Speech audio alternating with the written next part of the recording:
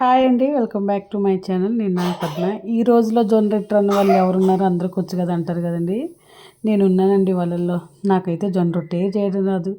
ఎంతోమందిని అడుగుంటాను, నేర్పిస్తారని అడిగిన రోజులు కూడా ఉన్నాయండి. సో ఈరోజైతే మా వాచ్మెన్ లక్ష్మి అయితే చేసి చూపిస్తానని చెప్పిందండి. సో తనని తీసుకొచ్చి ఈరోజు స్టార్ట్ చేసాము. ఎలాగైనా ట్రై చేయాలి, నేర్చుకోవాలి జొన్న రొట్టె అని చెప్పి స్టార్ట్ చేసాము. తనైతే ఒక గ్లాసు పిండి తీసుకుందండి. వాటర్ చాలా తక్కువ తీసుకుంది. ఒక హాఫ్ గ్లాస్ అంటే హాఫ్ గ్లాసే తీసుకుంది.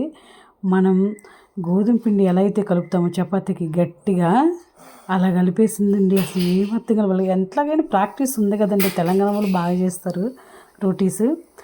చూస్తున్నారు కదా, ఎలా గట్టిగా ప్రెస్ చేస్తూ ఉండాలి. అలాగని చెప్పి ఎలా పడితే ఇలాగ వాటర్ కలుపుకోకుండా చన్నీళ్ళు తగలాలంటండి. నాకు అసలు తెలియదు. ఇంతకుముందు నేను ఏం చేసేదంటే ఒక గ్లాసు వాటర్కి ఒక గ్లాసు పిండి వేసేదాన్ని. నాకు అసలు తెలియదు ఇలా కూడా చేస్తారని. సో చన్నీళ్ళతో కొంచెం తడుపుకుంటూ అయితే జొన్న రొట్టె అయితే చేసుకోవాలంట. మనము వీడియోలో చూసి చేసుకోవటం వేరండి, డైరెక్ట్గా మనం ట్రై చేసుకోవటం వేరు. చిన్నగా టిప్స్ ఉంటాయండి. ఆ టిప్స్ ఫాలో అయిపోతే చాలు, అందరికీ జొన్న రొట్టె అయితే వచ్చేస్తుంది. చిన్న టిప్స్ మిస్ అవ్వటం వల్ల నేను ఇన్ని ఇయర్స్గా జొన్న రొట్టె నేర్చుకోలేదు. ఈ జొన్న రొట్టె హెల్దీ కదండి, తెల్ల జొన్నలు. సో ఆరోగ్యానికి కూడా చాలా మంచిది. ఎంత స్పీడ్గా చేస్తుందంటే షేప్ చూస్తున్నారా ఎలా వచ్చిందో. ఒక్కసారి అడుగు వరకే పిండి చల్లుకోవాలండి. పైన జస్ట్ ఏళ్ళు టచ్ అయితే చాలు పిండి. అడుగును మాత్రం పిండి వేయకూడదంట. నాకు తర్వాత తెలిసింది. నేను చేసేటప్పుడు ఏం చేసేదానంటే రెండు వైపులు పిండి చల్లేదాన్ని. మనకు తెలియదు కదండి. సో లక్ష్మి చెప్పిన తర్వాతే తెలిసింది. నేను శ్రవంతి అయితే ఇద్దరం ప్రాక్టీస్ చేసాము. సో చూడండి ఎంత చక్కగా చేస్తుందో. మనం చేస్తే జొన్న రొట్టె చుట్టూరు కట్స్ లాగా వచ్చేస్తాయి. సో అలా రాకుండా ఎంత బాగా చేస్తుందంటే లక్ష్మి, అంత చక్కగా చేస్తుంది. సో చేత్తో కూడా ఎడమ చేతిలో వేసుకొని పిండి ఉన్నదేమో పైకి రావాలి. పిండి అడుగును పిండి పూస్తాం కదండి, ఆ పిండి పూసేదేమో పైకి రావాలి.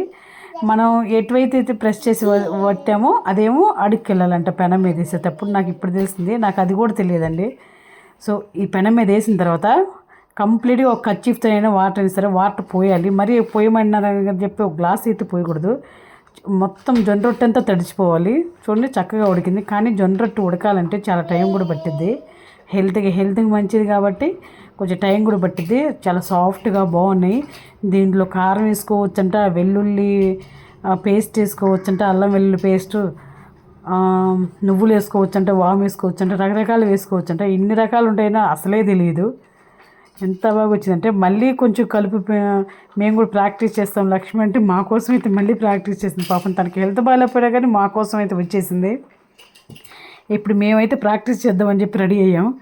పిండి కలుపుకోవటం శ్రవంతి అయితే స్టార్ట్ చేసేసింది. నేనైతే వీడియో చేస్తూ ఉన్నాను.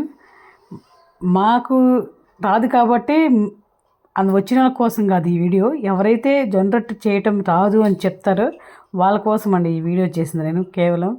సో దగ్గరుండి నేర్పించింది. థ్యాంక్స్ లక్ష్మి. చూస్తున్నారు కదా, మనకి హోల్ లాగా పడిపోతాయి. సో అలా ఏం లేకుండా బాగా చేసుకోవచ్చు. థ్యాంక్ యూ అండి. Thank you for watching.